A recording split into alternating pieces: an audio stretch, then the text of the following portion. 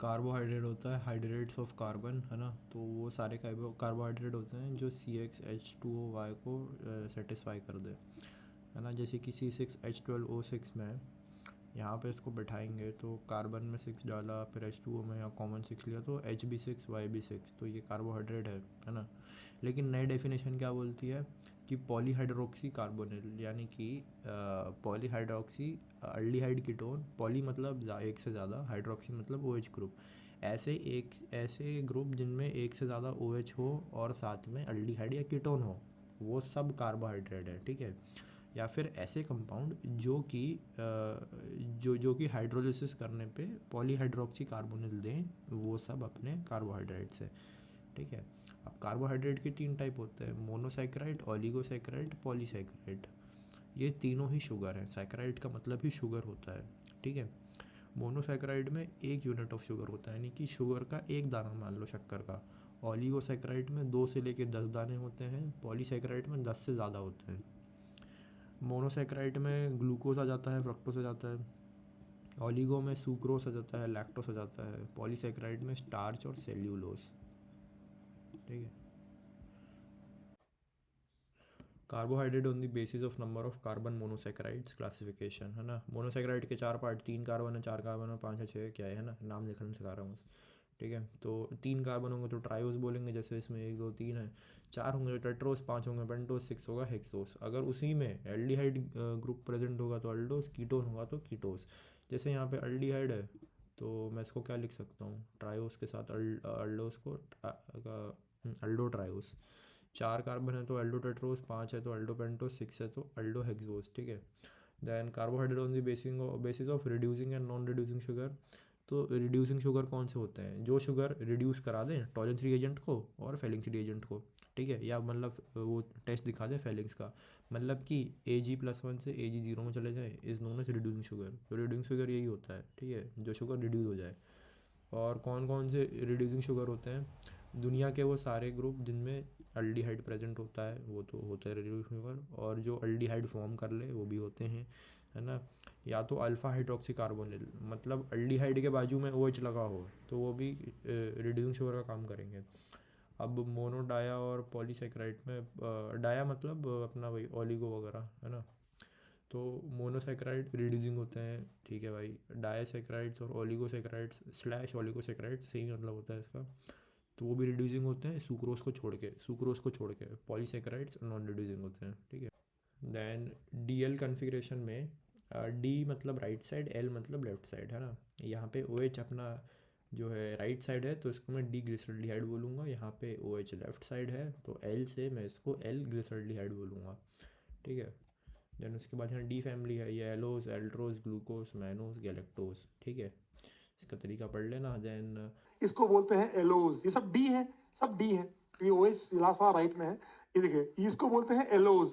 कुछ बच्चों को तो पता है, एलोज, एल्ट्रोज, ग्लूकोज, मनोज और गैलेक्टोज। सर एक बार और इसी सीक्वेंस में समझ जाएंगे तो सारे सवाल सही होंगे। एलोज, एलोज, एल्ट्रोज, एलोज का भाई एल्ट्रोज, एलोज, एल्ट्रोज, ग्लूकोज, ग्लूकोज, ये वाला ग्लूकोज है, ये वाला ग्लूकोज, दोनों इधर मनोज, मनोज। अगर मैं एलोज और एल्ट्रोज में देखूँ तो एक कार्बन के अराउंड चेंज हो रहा है ना, बाकी सारे OH लाइन से सेम लगे हैं, है ना। बस इसका OH यहाँ है, इसका OH यहाँ है, तो इस एक कार्बन के अराउंड चेंज को बोलते हैं एपीमर, है ना। अब ये किसी भी कैरल कार्बन के अराउंड हो सकता है, ठीक है। है ना। वैसे ही इसमें इसमें होगा, है ना। तो एपीमर क्या होते हैं, those diastereomer which are formed by changing configuration across one chiral center are known as epimer. और सारे एपीमर जो होते हैं डायस्टीरियोमर होते हैं, बट का रिवर्स रूल नहीं है, मतलब कि सारे डायस्टीरियोमर्स एपीमर्स नहीं होते, है ना।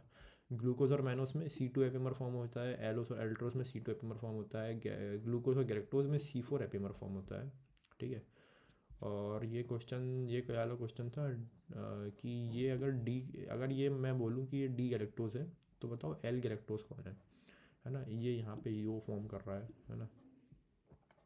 और तो एल गैलेक्टोज फिर ये वाला है, OH उठ के उधर चले गए और बाकी के 2H इधर साइड आ गए। और ये एल गैलेक्टोज तो नहीं है, लेकिन ये एल एल्ट्रोज है ना। यहाँ के 3 जहाँ OH यहाँ पे आ रहे थे अब वो यहाँ पे आ गए, ठीक है। देन ग्लूकोज की बात करते हैं तो ग्लूकोज क्या होता है, C6H12O6, 4 कायरल सेंटर हैं, है ना, और टोटल आइसोमर इसके 16 हैं, ठीक है। और लूब्रेट रीअरेंजमेंट तो इसमें कुछ नहीं बोला इनने, बोला डी ग्लूकोज लो, उसमें एसिडिक मीडियम या बेसिक मीडियम में डालूंगा मैं, तो 3 और चीज़ें बनेंगी। पहले तो इन डायोल इंटरमीडिएट बनेगा जो कि टोटोमराइज, आगे टोटोमराइज होगा, उसकी वजह से हमें डी फ्रक्टोज और डी मैनोस मिलता है। तो यानी कि डी ग्लूकोज में एसिडिक या बेसिक मीडियम डालने पे हमको ये 2 चीज़ें मिलती हैं, डी फ्रक्टोज और डी मैनोस, ये तीनों इक्विलिब्रियम पर रहते हैं हमारे, ठीक है। डी ग्लूकोज इक्विलिब्रियम में है डी मैनोस के, डी फ्रक्टोज के, क्यों, क्योंकि ड्यू टू इन डायोल की वजह से, ठीक है। तो ग्लूकोज और फ्रक्टोज में कोई फ़र्क थोड़ी है, देख नीचे से पूरा सेम है ये, यहाँ से यहाँ तक, है ना। सेकेंड कार्बन के अराउंड बस ये OH हटके, OH और H हटके यहाँ पे डबल बॉन्ड O लगा, यहाँ कीटोनिक ग्रुप लगा है, ठीक है। ये इतना पार्ट हटके बस कीटोनिक ग्रुप लगा है, और ऊपर CH2OH, ठीक है। फ़र्क क्या है CH2OH का और नीचे कीटोन का, बाकी पूरा सेम है, ठीक है। फिर कौन से 2 फंक्शन में प्रेजेंट होते हैं टिपिकली कार्बोहाइड्रेट में, तो OH और CHO। कीटोन होता है लेकिन कम होता है, ज़्यादातर OH और अल्डिहाइड ही होते हैं, ठीक है। देन इसमें डी ग्लूकोज का स्ट्रक्चर दिया है और एल ग्लूकोज का पूछ रहे हैं, तो इसका अपोजिट कौन सा होगा, ये वाला, ठीक है। Then fructose is a example of ketohexose. Ketohexose क्यों, क्यों ये कीटोहेक्सोस कैसे है ना, तो हेक्सोस मतलब 6 कार्बन, 1 2 3 4 5 6, ये 6 कार्बन हो गए और यहाँ पे कीटोनिक ग्रुप लग गया, इसलिए कीटोहेक्सोस बोला मैंने, ठीक है। Then chemical properties of glucose देखूंगा मैं, तो अगर मैं रिएक्शन कराता हूँ रेड फॉस्फोरस और HI की, है ना, किसी ग्लूकोज के साथ, ग्लूकोज में रिएक्शन कराई रेड फॉस्फोरस और HI की, तो ये सारे फॉस्फोरस जो है सारे ऑक्सीजन खींच लेगा, ऑक्सीजन खींच लेगा तो ये कार्बन की चेन ही तो बनेगी, तो एन हेक्सेन बन जाएगा। सिमिलरली मैं फ्रुक्टोज में भी अगर यही रिएक्शन कराता तो भी एन हेक्सेन ही बनता, सारे H निकल के सारे O निकल के सारे H और कार्बन बचते एन हेक्सेन बन जाता, ठीक है। Reaction with red phosphorus HI will give an hexane, ठीक है। और ग्लूकोज में मैंने NH2OH डाला, ग्लूकोज में NH2OH डालूंगा या फिर HCN के साथ OH डालूंगा, तो अल्डिहाइड में O की जगह बस NOH लगेगा, ठीक है। O हटाओ और NOH लगा दो, बाकी सब कुछ सेम है, ठीक है। और ये कंफर्म करता है कार्बोनिल, है ना, कार्बोनिल ग्रुप अल्डिहाइड या कीटोन, ठीक है। और ये कंफर्म कर रहा था कि यहाँ लीनियर चेन है, ठीक है। देन थर्ड डी ग्लूकोज में मैं ब्रोमीन वाटर डालूंगा, तो ये अल्डिहाइड कंफर्म करेगा, ठीक है। वहाँ पे दोनों अल्डिहाइड कीटोन कंफर्म कर रहा था, यहाँ ब्रोमीन वाटर डालने पे सिर्फ अल्डिहाइड कंफर्म करेगा। और कैसे कंफर्म करेगा, अल्डिहाइड को कार्बोक्सिलेट में बदल देगा, है ना, ये देखो अल्डिहाइड को बदल दिया इसने कार्बोक्सिलेट में, तो पता चल गया कि अल्डिहाइड ग्रुप प्रेजेंट है, और इसी को बोलते हैं ग्लूकोनिक एसिड, ठीक है। और ग्लूकोज और फ्रक्टोज बनाया जा सकता है, मतलब पता लगा जा सकता है ब्रोमीन वाटर डाल के ग्लूकोज और फ्रक्टोज में, है ना। तो फिर रिएक्शन विद कंसनट्रेटेड HNO3, तो ये कंफर्म करता है अल्डिहाइड को भी और 1 डिग्री OH को भी, है ना। ये कंसनट्रेटेड फॉर्म में है, तो ब्रोमीन वाटर डालने पे वो थोड़ा वीक था, तो वो सिर्फ अल्डिहाइड कर रहा था, लेकिन कंसनट्रेटेड HNO3 बहुत तेज़ है, तो वो अल्डिहाइड भी कंफर्म कर रहा है और 1 डिग्री OH भी, ठीक है। तो यहाँ अपन ने ये डाला, तो अल्डिहाइड का कार्बोक्सिलिक बना, और 1 डिग्री OH जो यहाँ पे था इसका भी कार्बोक्सिलिक बन गया, ठीक है। और इसको बोलते हैं ग्लूकारिक एसिड या फिर सैक्रिक एसिड। और मज़े की बात यह है कि मैं ग्लूकोनिक एसिड में भी कंसनट्रेटेड HNO3 डालता तो भी मेरा यही रिजल्ट निकल के आता, ग्लूकारिक एसिड, है ना। ग्लूकोनिक एसिड में क्या हो रहा था, देखो ग्लूकोनिक एसिड में यहाँ पहले से ही CH अल्डिहाइड का COH बन गया था, यहाँ 1 डिग्री OH को और रख देता मैं, तो ये भी कार्बोक्सिलिक में बदलता और ग्लूकारिक बन जाता ग्लूकोनिक से, ठीक है। तो ये एक मैनिपुलेशन याद रखना। देन उसके बाद reaction of glucose with acid anhydride यानी कि COCH3, ठीक है। तो यहाँ क्या होगा, सारे जो H हैं वहाँ पे हट के अपने वो लग जाएगा एसिड एनहाइड्राइड, ठीक है। अल्डिहाइड वैसे ही रहेगा, यहाँ का H हटा OCOCH3 लगा, है ना, H की जगह COCH3 लग गया। देन यहाँ पे H हटा, ये वाला COCH3 लग गया। देन जो भी ऑक्सीजन के साथ H है वहाँ COCH3 लगा दो, यहाँ COCH3 लग गया, यहाँ COCH3 लग गया, और एक यहाँ पे COCH3 लग गया, ठीक है। इसको बोलते हैं पेंटा एसीटेट, और ये कंफर्म करता है OH को, है ना, क्योंकि OH में जो H है उसी को हटा के COCH3 लगा रहा है, तो कंफर्म कर रहा है OH को, ठीक है। देन अगर ग्लूकोज की मैं रिडक्शन कराता हूँ, तो ये अल्डिहाइड को 1 डिग्री अल्कोहल में बदल देगा, और 1 डिग्री अल्कोहल तो 1 डिग्री अल्कोहल ही रहेगा, ठीक है। तो ये होता है डीसॉर्बिटॉल, रिडक्शन में क्या डाला मैंने H2NiPd या NaBH4, ठीक है। अब आते हैं ओज़ाज़ोन फॉर्मेशन पे। तो कुछ नहीं करना, अपन ने लिया डी ग्लूकोज, है ना, ग्लूकोज में अपन ने NH2NHPH डाला, NH2NHPH, ठीक है। अब ये क्या होगा, इतने पार्ट में इफ़ेक्ट करेगा, वैसे इतने ही, है ना, ऊपर के दो क्या होगा, ये बना लेगा डबल बॉन्ड NNHPH, ठीक है। बाकी का नीचे का पूरा सेम, इसी को बोलते हैं ओज़ाज़ोन, है ना। और C2 कार्बन जो है वो अपनी कैरिलिटी लूज़ कर देता है, और जितने भी C2 एपिमर हैं वो सारे ओज़ाज़ोन बनाते हैं। मतलब कि इसमें कौन कौन से आ गए, D glucose, D mannose, D fructose, जो पहले पढ़ा था अपन C2 एपिमर के, वो सारे एग्जाम्पल इसमें आ जाएंगे, ठीक है। And in the formation of osazone D glucose के 3 मोल डी ग्लूकोज में 3 मोल लगते हैं PHNH2 के, है ना, कंज्यूम होके ओज़ाज़ोन बनाने के लिए।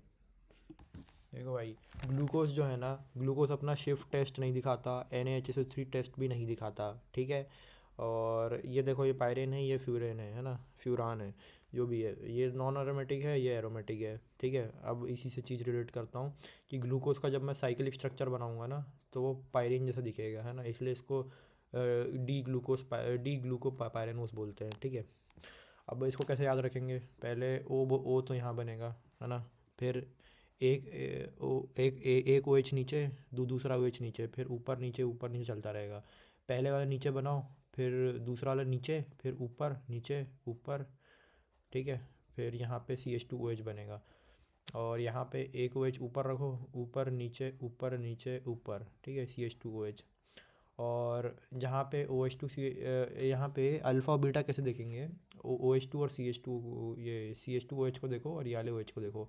अगर ये अपोजिट साइड्स हैं, ऊपर नीचे जा रहे हैं, तो इसको मैं अल्फ़ा बोलूँगा। अगर सेम साइड है, ये देखो ये सेम साइड है, तो मैं इसको बीटा बोल दूँगा। ये अपोजिट था, इसलिए इसको अल्फ़ा डी ग्लूकोपायरेनोस बोला। डी ग्लूकोपायरेनोस तो था ही, लेकिन चूंकि अपोजिट है इसलिए अल्फ़ा डी ग्लूकोपायरेनोस, और ये सेम साइड है तो बीटा डी ग्लूकोपायरेनोस, ठीक है। ये बना के ही याद होता है भाई, है ना, बोल बोल के नहीं होगा। और ये दोनों एक दूसरे के एनोमर्स हैं। अगर क्वेश्चन में एपीमर्स या एनोमर्स आए तो एनोमर मार्क करना, अगर एपीमर्स हो, एपीमर भी है आंसर, लेकिन ज़्यादा करेक्ट आंसर एनोमर्स है। एपीमर हो और एनोमर ना हो तो एपीमर मार्क करना है। और ये दोनों रिंग चेन टॉटोमर्स भी हैं, ठीक है। अब स्टेबिलिटी में बीटा ज़्यादा स्टेबल होता है अल्फ़ा से, ठीक है। आगे इसकी बात करूँ मैं, तो साइक्लिक को मैं ऐसे अपना चेयर फॉर्म में ऐसे दिखता है ये, ठीक है। ये बना के याद होता है भाई, ठीक है। इधर दोनों साइड OH, इधर OH, इधर OH, यहाँ पे CH2OH, ये दोनों हाइड्रोजन बॉन्डिंग करेंगे, तो ये पांचों बॉन्ड इक्वेटोरियल में है, हाइड्रोजन बॉन्डिंग हो रही है, ये देख सकते हो, ये वाला ऑक्सीजन का लोन पर, ये वाला H।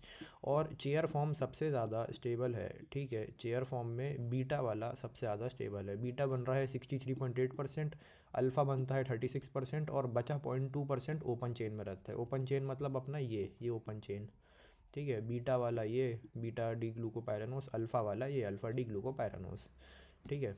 देन अगर मैं अल्फ़ा डी ग्लूकोज को पानी में डालूं और घोल दूं, मैं गया बाज़ार, अल्फ़ा डी ग्लूकोज लेके आया, पानी में डाला, तो पहले तो इसका धागा टूट जाएगा और ये ओपन चेन बनेगी। अब ओपन चेन बनी तो तीनों चीज़ें बन सकती हैं, अल्फ़ा भी, ओपन भी, बीटा भी, जिसमें अल्फ़ा 36%, बीटा 63.8 और ओपन 0.2, जो कि मैंने यहाँ पढ़ा, है ना, ये पढ़ा। और क्या होगा, ये अल्फ़ा डी ग्लूकोज की जो वो आएगी 52 डिग्री का वो आएगा, इसका ऑप्टिकल टर्न जो भी बोलते हैं, है ना। देन देखो, ये अल्फ़ा डी ग्लूकोपायरेनोस, डी ग्लूकोज और बीटा डी ग्लूकोपायरेनोस, ये सब इक्विलेटरल पे आते हैं, मतलब, है ना, थोड़ा इक्विलिब्रियम पर मेंटेन रहते हैं थोड़े थोड़े। तो हेमिकीटल ग्लूको ये बनाता है अल्फ़ा डी वाला, है ना। डी ग्लूकोज हेमिकीटल नहीं बनाता, बीटा डी बनाता है हेमिकीटल। टॉलन फेलिंग में तीनों रिएक्ट करते हैं, अल्फ़ा डी भी, डी ग्लूकोज भी और बीटा डी भी, है ना, टॉलन फेलिंग में। देन रिड्यूसिंग भी तीनों है, और म्यूटा रोटेशन भी तीनों दिखाते हैं।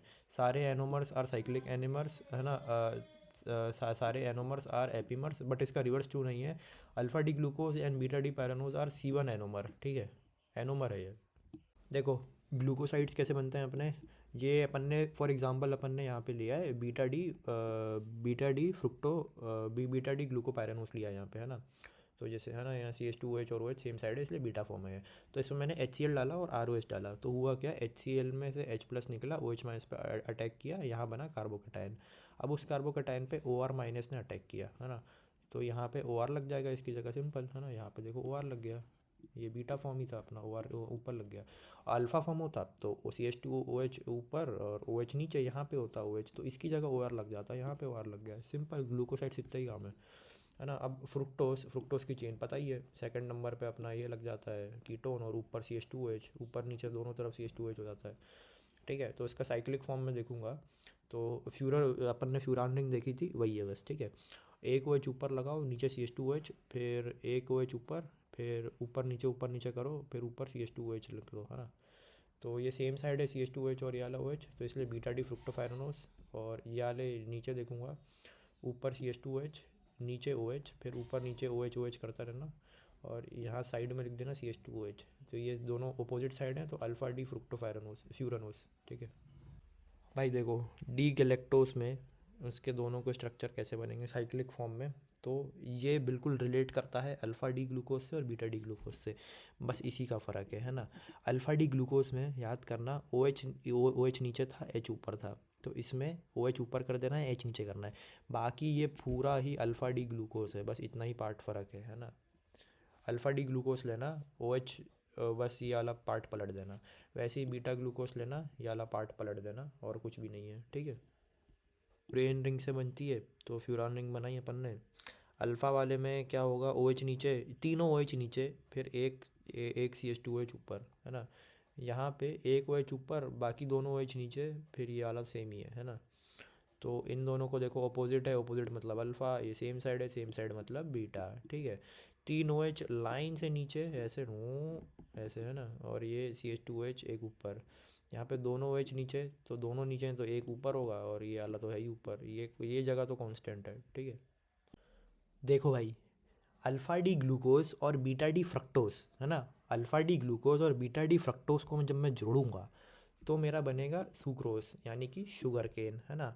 C1 और C2 कार्बन का ग्लाइकोसिडिक लिंकेज हुआ, है ना, ये नॉन रिड्यूसिंग है और ये डेक्स्ट्रो है, ठीक है। तो सुक्रोज को जब मैं पानी में डालूंगा, कैसे बनाता है, alpha D glucose plus beta D fructose, ठीक है। तो क्या क्या मिलेगा, अल्फा डी ग्लूकोज या बीटा डी फ्रक्टोज नहीं मिलेगा, मेरे को मिलेगा D glucose plus D fructose, ठीक है। जिसमें से 52 डिग्री ये बनाता है, 90 और -92 डिग्री ये बनाता है, लेकिन दोनों 50-50% प्रेजेंट हैं। तो यहाँ से 26 प्लस 26 है, यहाँ से -46 plus 26 is -20, net degree -20 degree निकल के आएगी, और जो चीज़ बनेगी वो होगी मेरी इन्वर्टेड शुगर, ये होगी लेवो में, है ना। ये शुगर थी मेरी, सुक्रोज था मेरा डेक्स्ट्रो में, इन्वर्टेड शुगर होगा मेरा ये इसमें -20 डिग्री में, ठीक है, लेवो। और सुक्रोज को, sucrose is also known as inverted sugar, है ना।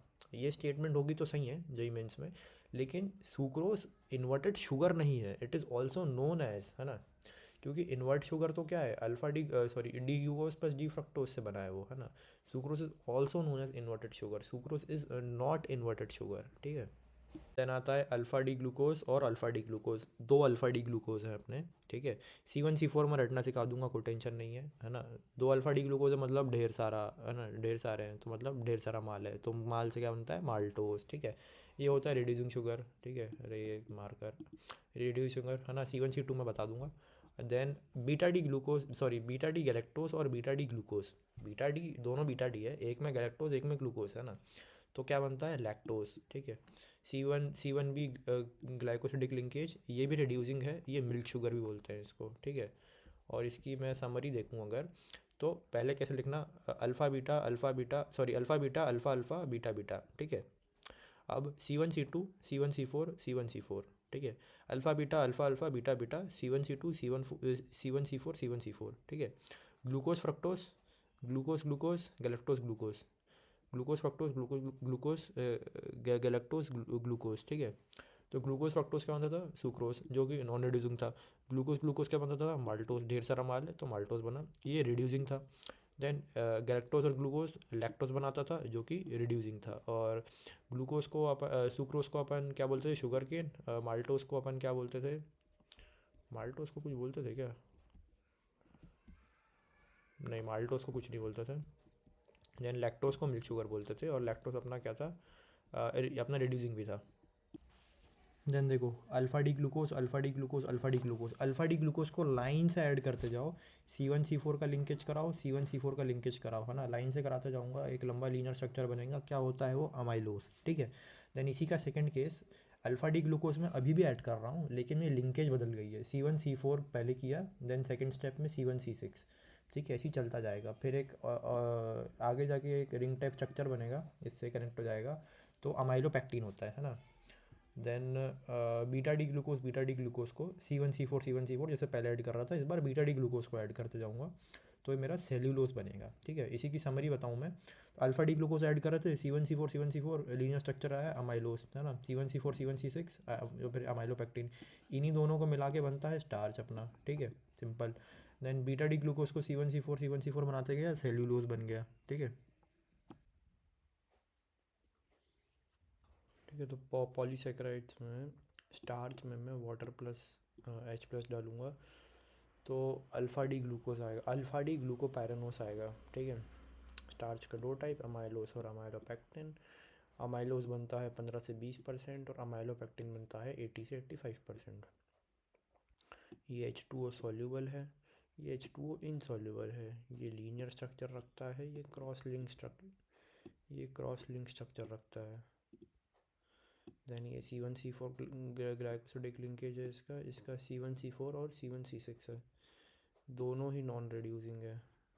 ठीक है, अपना जो सेल्यूलोस है उस पर मैं एसिड वाटर डालूँगा, तो वो बीटा डी ग्लूकोपैरानोस देगा। ठीक है, और ग्लाइकोजन पे एसिड वाटर डालूँगा तो वो अल्फ़ा डी ग्लूकोपैरानोस देगा। ठीक है, यहाँ बीटा डी मिल रहा था, यहाँ अल्फ़ा डी मिल रहा है। और ये प्रेजेंट होता है लीवर में, मसल में, ब्रेन में और एनिमल की बॉडी में, है ना।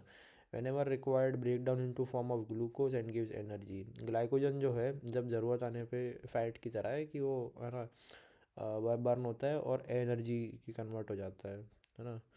और एनिमल स्टार्च है, एनिमल स्टोरेज का काम आता है ये। देन आते हैं अमीनो एसिड्स पे। ठीक है, तो ये अमीनो ग्रुप क्या किसको बोलते हैं? NH2 को बोलते हैं। हाँ, एक सेकेंड, हाँ, इसको NH2 को बोलते हैं। कार्बोक्सिल ग्रुप को अपन COOH वाला कार्बोक्सिलिक एसिड। ठीक है, और इसको अल्फ़ा अमीनो एसिड क्यों बोलते हैं? क्योंकि कार्बोक्सिलिक के रिस्पेक्ट में ये कार्बन अल्फ़ा कार्बन है, और इस अल्फ़ा कार्बन के नीचे अमीनो ग्रुप लगा है, इसलिए अल्फ़ा अमीनो एसिड है। ठीक है, बाकी ये ट्रिक्स तो पता ही है इसकी, है ना। और एसेंशियल अमीनो एसिड कौन से होते हैं? वो एसिड जो कि मेरी बॉडी सिंथेसाइज ना कर पाए, लेकिन और डाइट के थ्रू उसको इनटेक करना ज़रूरी है। ठीक है, और नॉन एसेंशियल अमीनो एसिड जो कि बॉडी सिंथेसाइज कर ले, है ना, तो उसकी ज़रूरत नहीं है मेरे को, क्योंकि बॉडी खुद ही कर ले रही है सिंथेसाइज। और amino acid with aromatic chain वो है अपना फिनाइल एनिलीन और ट्रायोसिन और ट्रायोफैन, है ना, tryptophan, sorry. Amino acid with aromatic chain, है ना, जो एरोमेटिक चेन बना है वो है फिनाइल एनिलीन, ट्रायोसिन और tryptophan. Amino acid with sulphur, methionine और सिस्टीन। ठीक है, on the basis of functional group अपने न्यूट्रल अमीनो एसिड कौन से होते हैं? जिसमें अमीनो ग्रुप भी इक्वल हो और कार्बोक्सिल ग्रुप भी। क्यों? क्योंकि अमीनो ग्रुप बेसिक है और ये एसिडिक है, तो दोनों इक्वल होंगे तो ये न्यूट्रल बन जाएगा। ठीक है, तो अपना ग्लाइसिन में सिर्फ H लगता है, तो मतलब एक NH2 और एक COH। ठीक है, एसिडिक में ज़्यादा COH होंगे, जैसे कि एस्पार्टिक एसिड में।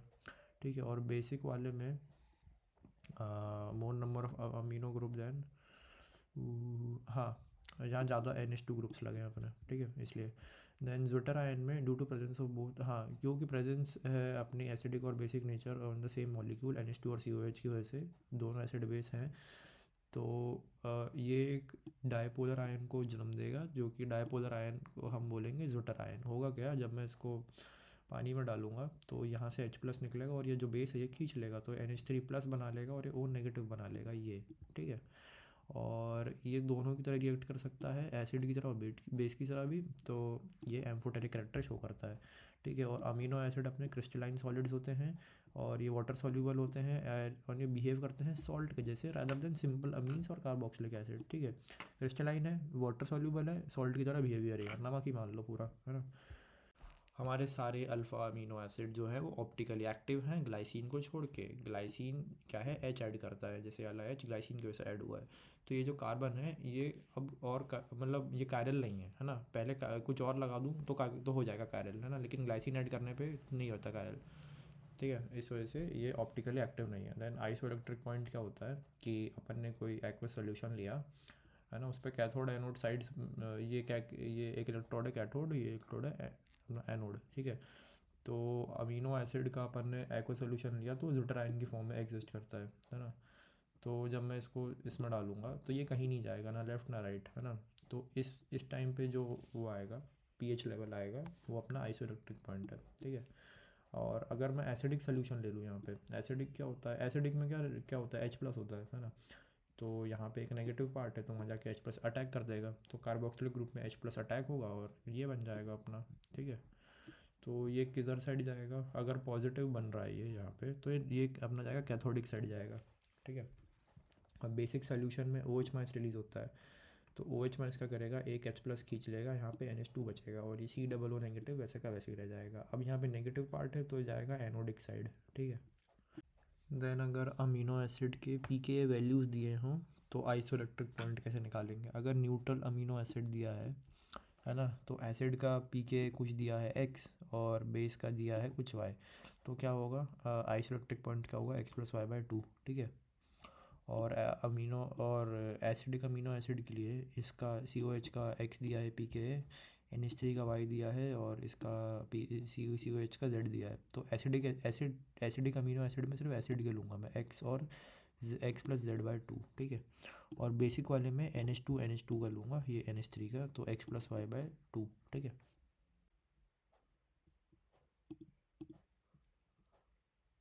ठीक है, तो डाईपेप्टाइड क्या होता है, अब जब अपन जब दो दो अमीनो एसिड कंबाइन करते हैं और एक पेप्टाइड बॉन्ड बनता है। पेप्टाइड बॉन्ड का मतलब अमाइड बॉन्ड होता है ना। अमाइड क्या होता है, CONH होता है, ठीक है। पेप्टाइड को बस इनने वो लिख दिया है, मतलब अमाइड को इनने बस पेप्टाइड लिख दिया, ठीक है। तो दो अमीनो एसिड को भी मिला दो भाई, है ना। जैसे यहाँ ग्लाइसिन मिला दिया मैंने, तो एक एक ही ग्लाइसिन, है ना। तो यहाँ पे क्या हुआ, ये OH और H वाटर बन के निकल गया और यहाँ बन गया एक पेप्टाइड बॉन्ड, ये वाला C इस वाले NH से कनेक्ट हुआ, ये बना पेप्टाइड बॉन्ड, है ना। और जब इस साइड अगर NH2 ग्रुप फ्री होगा तो इसको बोलूँगा मैं N टर्मिनल, और इस साइड अगर कार्बन ग्रुप फ्री होगा, है ना, कार्बोक्सिलिक एसिड, तो इसको बोलूँगा मैं C टर्मिनल, ठीक है। देन ट्राईपेप्टाइड क्या होता है, कॉम्बिनेशन ऑफ 3 अमीनो एसिड, है ना। 3 अमीनो एसिड और 2 पेप्टाइड लिंकेज। कौन से 3, ग्लाइसिन एलेनिन ग्लाइसिन, है ना, मान लो, है ना। ऐसी एग्जांपल के लिए पॉलीपेप्टाइड के लिए ढेर सारे, है ना, 10 या 10 से ज़्यादा अमीनो एसिड बॉन्ड हो और बहुत सारे पेप्टाइड वो बॉन्ड हो अपने, ठीक है। तो ग्लाय कुछ भी। प्रोटीन्स एक ऐसा सोर्स है, मतलब प्रोटीन्स ऐसी चीज़ है जो ह्यूमन लिविंग सिस्टम में सबसे ज़्यादा मिल जाती है, मोस्ट अबंडेंट है, ठीक है। प्रोटीन भी एक पॉलीपेप्टाइड ही है। पॉलीपेप्टाइड क्या होता है वो पीछे पढ़ रखा हूँ मैं। तो प्रोटीन को जब मैं तोड़ूंगा, मतलब हाइड्रोलिसिस करूँगा इसकी, तो अमीनो एसिड्स ही निकलेंगे, है ना। पॉलीपेप्टाइड क्या होता है, चेन में अमीनो एसिड, है ना। तो प्रोटीन्स आर दी पॉलीमर्स मतलब लाइन से पॉलीपेप्टाइड्स, उसी चेन को मैं पॉलीमर ही बोलता हूँ ना।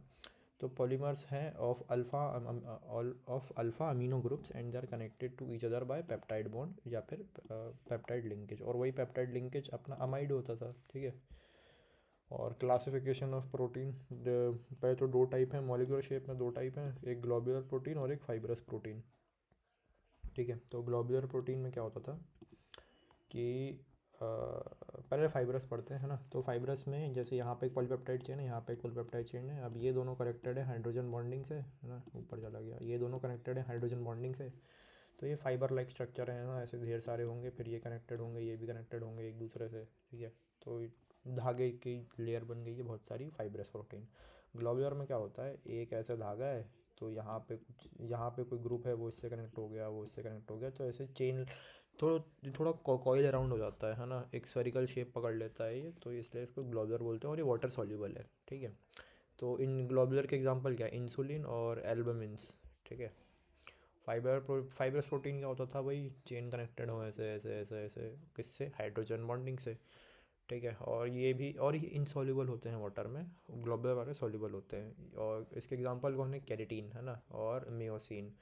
कैरेटीन किस में होता है, हेयर में होता है, वूल में होता है, सिल्क में होता है। मायोसिन मसल्स में होता है, ठीक है। ये हाइड्रोजन बॉन्डिंग से भी कनेक्ट रहते हैं या फिर डाइसल्फाइड बॉन्ड से भी। और structure and shape of protein can be studied at 4 different levels, है ना। पहले प्राइमरी पढ़ेंगे, तो प्राइमरी जब सीक्वेंस में अमीनो एसिड प्रेजेंट हो, सीक्वेंस कोई भी हो सकता है, 111 222 या 12 12 12 12 12 है ना, जैसे यहाँ एला ग्लाय एला एला ग्लाय एला ग्लाय ग्लाय एला एला ग्लाय ग्लाय, किसी भी सीक्वेंस हो सकता है। और सेकेंडरी में देखूंगा मैं, तो जब वो पॉलीपेप्टाइड चेन एक सर्टेन शेप पकड़ लेगी, है ना, तो वो सेकेंडरी स्ट्रक्चर है। देन टर्शरी ये है, जब ये इसने मान लिया सेकेंडरी वाले ने 3 शेप बनाए, 1 2 3, अब ये तीनों जब कंबाइन होंगे तो और फोल्डिंग होंगी इसकी और ज़्यादा, तो ये टर्शरी कर लेंगे। Folding of secondary structure is tertiary, है ना। क्वाटरनरी मतलब जब जब इनने बहुत सारे, देख पहले प्राइमरी था जो पॉलीपेप्टाइड चेन थी, फिर वो उसने सर्कुलर स्ट्रक्चर लिया, और वो सर्कुलर स्ट्रक्चर जब और ज़्यादा सर्कुलर स्ट्रक्चर से मिले तो टर्शरी बना। अब टर्शरी में जब ढेर सारे टर्शरी मिलेंगे और एक सर्टेन यूनिट बना लेगी वो, है ना, जैसे 3 4 टर्शरी मिले और एक यूनिट बन गई, तो उस आउटर व्यू को बोलूँगा क्वाटरनरी, ठीक है। जैसे कि ये अमीनो एसिड, ये प्राइमरी था, सेकेंडरी वाला कॉइल अराउंड किया, फिर ढेर सारे कॉइल अराउंड किया टर्शरी में। अब टर्शरी में ये ढेर सारे जो हैं, ये इस आउटर बाउंड्री के अंदर जितने आ रहे हैं ये क्वाटरनरी है, ठीक है। और प्राइमरी स्ट्रक्चर ऑफ प्रोटीन क्या होता है, specific sequence of amino acid, वही जब अपन ने वाला प्राइमरी पढ़ा वो सेम यही वाला प्राइमरी है, primary structure of protein. Then secondary structure में वो जो कॉइल अराउंड कर रहा था, तो उसमें भी वो 2 डिफरेंट स्ट्रक्चर बना रहा था, एक अल्फ़ा हेलिक्स और बीटा प्लीटेड शीट्स, ठीक है। अल्फ़ा हेलिक्स मतलब ये हेलिकल स्ट्रक्चर जो है ये कनेक्टेड है एक दूसरे से हाइड्रोजन बॉन्डिंग के थ्रू, और बीटा प्लेटेड शीट्स यहाँ पे ये ऐसे शीट फॉर्मेशन है ना, और ये भी कनेक्टेड है दूसरी शीट से हाइड्रोजन बॉन्डिंग के थ्रू, ऐसे ऐसे, ठीक है। ठीक है, तो अल्फ़ा हेलिक्स में भी हाइड्रोजन बॉन्डिंग हो रही थी, और वो हाइड्रोजन बॉन्डिंग किसके बीच में हो रही थी, अपनी NH ग्रुप की और अमीनो एसिड के बीच में हाइड्रोजन बॉन्डिंग हो रही थी, ठीक है। उस वजह से अल्फ़ा हेलिकल स्ट्रक्चर आया। देन बीटा प्लीटेड शीट्स, है ना, सारे जो पेप्टाइड चेन है वो स्ट्रेच्ड आउट हो गए अपने मैक्सिमम एक्सटेंट तक और साइड बाय साइड लेड हो गए, तो बीटा प्लीट शीट उसमें हुआ। Then tertiary structure of protein में वही 2 मेजर मॉलिकुलर शेप, फाइबर और ग्लोबुलर, और वो पढ़ चुके हैं अपन कि एक वाटर सॉल्यूबल है, एक इनसॉल्यूबल है, और हाइड्रोजन बॉन्डिंग डाइसल्फाइड लिंकेज, ये सब है। क्वाटरनरी स्ट्रक्चर इस पूरे तामझाम को बोलते हैं, है ना, प्राइमरी सेकेंडरी टर्शरी। तो प्राइमरी वाला अपन अपना क्या बताता था कि सिंगल चेन, सेकेंडरी बताता था 2 डिफरेंट स्ट्रक्चर्स अल्फ़ा हेलिक्स और बीटा प्लीटेड शीट्स, और टर्शरी वाला बताता था फाइबर ग्लोबुलर और क्वाटरनरी इस पूरे को होलसम, है ना। देन डीनेचुरेशन ऑफ प्रोटीन, अपने पहले नेटिव प्रोटीन्स क्या होता है, नेटिव प्रोटीन मतलब जो मेरी बॉडी में है अलग से एक स्पेशल काम करने के लिए, protein found in a biological system, और एक यूनिक 3D स्ट्रक्चर के साथ, है ना, for a biological activity is called a native protein, ठीक है। तो जब एक नेटिव प्रोटीन को हाँ, जब एक नेटिव प्रोटीन को किसी फिजिकल चेंज से गुजारा जाता है, जैसे कि टेम्परेचर बबठा गड़ा दिया, केमिकल चेंज कर दिया, मतलब कि पीएच लेवल चेंज कर दिया, तो हाइड्रोजन बॉन्ड डिस्टर्ब हो जाते हैं। अब टेम्परेचर बढ़ाने पे अगर हाइड्रोजन बॉन्ड टूट गए, या उसकी अनफोल्डिंग हुई प्रोटीन्स की, या अनकॉइलिंग हुई, है ना, हेलिक्स टूटा, तो प्रोटीन लूज़ कर देता है अपनी बायोलॉजिकल एक्टिविटी, जो वो काम करने आया था, जो उसका पर्पस था वो लूज़ आउट हो गया, तो इसको डीनेचुरेशन ऑफ प्रोटीन बोलूँगा मैं। देन डीनेचुरेशन ऑफ 2 या 3 डिग्री के स्ट्रक्चर्स की तो आराम से हो जाएगी, बट 1 डिग्री जो है अमीनो ग्रुप बेसिक लेवल पे, एकदम फंडामेंटल लेवल पे, वो इंटैक्ट रहता है, वो नहीं टूटता टेम्परेचर बढ़ाने घटाने से या पीएच लेवल चेंज करने से एटलीस्ट, है ना। तो ये फंक्शनल प्रोटीन था, ये इसका 3D स्ट्रक्चर था, ये तब काम कर रहा था अपनी बायोलॉजिकल एक्टिविटी, लेकिन जब डीनेचुरेशन हुई तो ये ऐसे सिंगल धागा साइड टाइप हो गया, अब किसी काम का नहीं है ये, ठीक है। तो अपन पढ़ेंगे अब न्यूक्लियस एसिड के बारे में। तो जो न्यूक्लियस है, सेल का जो न्यूक्लियस है, वो रिस्पॉन्सिबल होता है ट्रांसमिशन ऑफ इनहेरिटेंस, है ना, जो इनहेरेंट करेक्टर है, बाल ब्लू होना या आइज ब्लू होना, बाल ब्राउन होना, ठीक है, बाल ब्लॉन्ड होना। तो जो पार्टिकल्स हैं न्यूक्लियस में, वो रिस्पॉन्सिबल होते हैं हेरिडिटी के लिए, और उसको बोलते हैं हम क्रोमोसोम्स। जो न्यूक्लियस के अंदर पार्टिकल है वो क्रोमोसोम, और क्रोमोसोम के अंदर क्या होता है, प्रोटीन और न्यूक्लिक एसिड। क्रोमोसोम किससे बना है, प्रोटीन से और न्यूक्लिक एसिड से। तो डीएनए को बोलते हैं डाईऑक्सी राइबो न्यूक्लिक एसिड, और आरएनए को बोलते हैं राइबो न्यूक्लिक एसिड। और जो न्यूक्लिक एसिड है वो बना है पेंटोस शुगर से, फॉस्फोरिक एसिड से और बेस से। और जो डीएनए है वो बना है beta D2 deoxy ribose, phosphoric acid और AGCT। और आरएनए बना है अपना beta D ribose, phosphoric acid और AGCU, है ना। ये बेसेस हैं, इन बेसेस को आप पीछे याद करेंगे अपन अब, ठीक है। तो जैसे ये है AGCET से अपना एडेनिन है, गुआनिन है, साइटोसिन है, थाइमिन है, यूरासिल है, ठीक है। Adenine, guanine, cytosine, thymine, uracil, याद रखना ये पांचों बेसेस हैं अपने, ठीक है। सो तो ए और जी के कॉम्बिनेशन को बोलते हैं प्योरीन, मतलब एडेनिन और गुआनिन के कॉम्बिनेशन को बोलेंगे प्योरीन, और साइटोसिन, थाइमिन और यूरासिल कट को बोलेंगे हम पिरिमिडीन, ठीक है। और एडेनिन और थाइमिन के बीच में डबल हाइड्रोजन बॉन्डिंग होती है, दो हाइड्रोजन बॉन्डिंग होती है। गुआनिन और साइटोसिन के बीच में तीन हाइड्रोजन बॉन्डिंग होती है, ठीक है। थाइमिन और यूरासिल का स्ट्रक्चर देख, बस मिथाइल का फ़र्क है, ठीक है। और एडेनिन और गुआनिन में बस यहाँ पे कीटोन का फ़र्क है, और यहाँ पे NH2 ग्रुप का फ़र्क है, बाकी सब सेम है, ठीक है। और साइटोसिन तो याद करना ही पड़ेगा। देन न्यूक्लियोसाइड क्या होता है? शुगर प्लस बेस, ठीक है। ये अपने बीटा राइबोस है, बीटा राइबोस है ना। इसमें OH की जगह मैंने बेस लगा दिया ऊपर, और यहाँ पे फॉस्फेट लगा दिया। तो न्यूक्लियोसाइड क्या होता है? न्यूक्लियोसाइड मतलब जब साइड में बेस लगा हो, शुगर में बेस लगा हो, ठीक है। बीटा राइबोस में बेस लगा हो तो न्यूक्लियोसाइड है। और न्यूक्लियोटाइड क्या होता है? जब फॉस्फेट भी लगा हो और शुगर प्लस बेस तो हो ही, है ना। फॉस्फेट और जोड़ दिया तो न्यूक्लियोटाइड हो गया, ठीक है। और न्यूक्लिक एसिड क्या होता है? Poly nucleotides. जब बहुत सारे न्यूक्लियोटाइड्स, ये तो एक न्यूक्लियोटाइड था, जब ऐसे बहुत सारे न्यूक्लियोटाइड होंगे ढेर सारे लाइन से, तो उसको बोलेंगे न्यूक्लिक एसिड, है ना। Long chain of polymer of nucleotides. और न्यूक्लिक एसिड यही अपना, ये बेस, शुगर, फॉस्फेट, ये एक चेन, ये दूसरी चेन, फिर ये और दूसरे तीसरे शुगर से कनेक्टेड है, ठीक है। देन हमारा जो DNA है वो डबल स्ट्रैंड हेलिकल स्ट्रक्चर बनाता है, मतलब कि एक हेलिक्स तो ये है ना, एक हेलिक्स ये है, फिर इसका कॉम्प्लीमेंट्री हेलिक्स ऊपर से आ जाएगा, है ना। और बीच में तो डंडे हैं, ये बेसेस हैं, ठीक है। तो DNA में कौन से बेसेस होते हैं? AGCT, है ना, AGCT देख लेना, है ना। देन RNA में होता है AGCU, RN राहुल ने यहाँ AGCU, है ना, ऐसे करके। और क्या था, हाँ, एडेनिन का जो कॉम्प्लीमेंट्री है वो थाइमीन है, और गुआनिन का साइटोसिन है। वैसे ही साइटोसिन का कॉम्प्लीमेंट्री गुआनिन है, और थाइमीन का एडेनिन है, एडेनिन का थाइमीन है ना। ये कॉम्प्लीमेंट्री बेसिस हैं इनके। और फिर उसके बाद मैं RNA के बारे में पढ़ूंगा, तो RNA मेरा सिंगल स्ट्रैंड हेलिक्स बनाता है, डबल स्टैंडर्ड हेलिक्स जो भी था उसका, ठीक है। और RNA के तीन टाइप, RNA के मॉलिक्यूल तीन टाइप के होते हैं, एक मैसेंजर, एक राइबोसोमल RNA, और एक ट्रांसफ़र RNA। मैसेंजर, राइबोसोमल और ट्रांसफ़र RNA, ठीक है। Biological function of nucleic acid, DNA is the chemical of heredity and may be regarded as the reserve of genetic information. Another important function of nucleic acid is protein synthesis of the cell. जो DNA जो DNA है वो हमारा chemical basis पे हमारा सबसे important एक reserve है, जहाँ पे सारी जो हमारी जीन्स की इन्फॉर्मेशन है वो स्टोर्ड रहती है, ठीक है। फिर है, हाँ, it is not true about RNA, तो ये डबल स्टैंडर्ड, क्योंकि डबल स्टैंडर्ड तो DNA बनाता है। देन आते हैं विटामिन वाले पार्ट में। तो विटामिन हमारे एक ऐसे ऑर्गेनिक कंपाउंड है जिसको बॉडी में कम अमाउंट में लेना चाहिए, है ना। डाइट में स्मॉल अमाउंट्स में लो, और ये ज़रूरत होता है ग्रोथ के लिए और हेल्थ ऑफ द ऑर्गेनिज्म के लिए, ठीक है।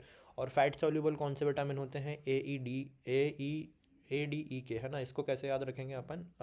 केड से, KEDE, है ना, KADE, ठीक है। ये होते हैं फैट सॉल्युबल, ये वाटर सॉल्युबल नहीं होते, लेकिन ये लिवर में स्टोर्ड होते हैं, ठीक है। और वाटर सॉल्युबल वाले कौन से होते हैं? BC, है ना। और BC जो हैं, विटामिन B और विटामिन C, ये वाटर सॉल्युबल तो होते हैं, लेकिन ये बॉडी में हगने मूतने में ही निकल जाते हैं ना, ये बार बार सप्लाई करना पड़ता है बॉडी में। एक्सेप्ट B12 जो है वो बॉडी में इंटैक्ट रहता है अपना, है ना, बाकी निकल जाता है, तो ये इसको बार बार कंज्यूम करना पड़ता है अपन को। यहाँ विटामिन से और उसकी डेफिशिएंसी है। तो विटामिन A से भाई अंधे हो जाते हैं, ठीक है, विटामिन A की कमी से। विटामिन B1 की कमी से, विटामिन B1 को थाइमीन बोलते हैं, विटामिन B1 की कमी से बेरी बेरी होता है, या भूख कम लगती है, उससे ग्रोथ में रिटार्डेशन आती है, ठीक है, एपेटाइट में लॉस होता है। B12 को बोलते हैं राइबोफ्लेविन, राइबोफ्लेविन से राइबोफ्लेविन की कमी से अपने जो ओंठ के कॉर्नर्स हैं वहाँ पे घाव हो जाते हैं, ठीक है। बर्निंग सेंसेशंस फील होती हैं, डाइजेस्टिव डिसऑर्डर्स होते हैं, ठीक है। और B6 से, एक था B1, एक दूसरा था B2, तीसरा है B6 है पायरोक्सिडीन, पायरोक्सिडीन से अपने कन्वर्जेंस होते हैं। कन्वर्जेंस कुछ नहीं होता भाई, मिर्गी होता है, फिट्स, है ना, सिंपल। B12 से क्या होता है, अपनी हीमोग्लोबिन की कमी होती है। तो B1 था, B2 था, B6 था, B12 था। B1 से बेरी बेरी या लॉस ऑफ एपेटाइट है ना। B12 से अपना ओंठ के बाजू में घाव, उसको क्या बोलते हैं अपन, फिशरिंग। और B6 से क्या होता था, कन्वर्जेंस यानी कि फिट्स मतलब मिर्गी। और B12 होता था हीमोग्लोबिन की कमी। देन विटामिन सी से स्कर्वी है ना, यानी कि ब्लीडिंग गम्स, कमज़ोर मसूड़े जो ब्लीड कर रहे हैं। विटामिन सी को अपन एस्कॉर्बिक एसिड भी बोलते हैं। विटामिन डी से, विटामिन डी की कमी से क्या होता है, अपने बोन्स जो हैं वो सॉफ्ट हो जाते हैं, कम होते हैं, जोड़ों में दर्द, रिकेट्स है ना, बोन डिफॉर्मिटीज़, ये सारी चीज़ें जितने बोन रिलेटेड अंजर पंजर चीज़ें हैं वो सब हो जाएंगी, ठीक है। और विटामिन ई से आरबीसी और मस्कुलर वीकनेस आ जाती है, ठीक है, मसल लॉस, मसल वीक हो जाते हैं। विटामिन के की कमी से increased blood clotting time, vitamin के की अगर कमी हुई तो चोट लगने पे जो ब्लड क्लॉटिंग टाइम था वो बढ़ जाएगा मेरा, है ना। पहले अगर 1 मिनट में खून रुक जाता था तो अब वो 2 मिनट में रुकेगा।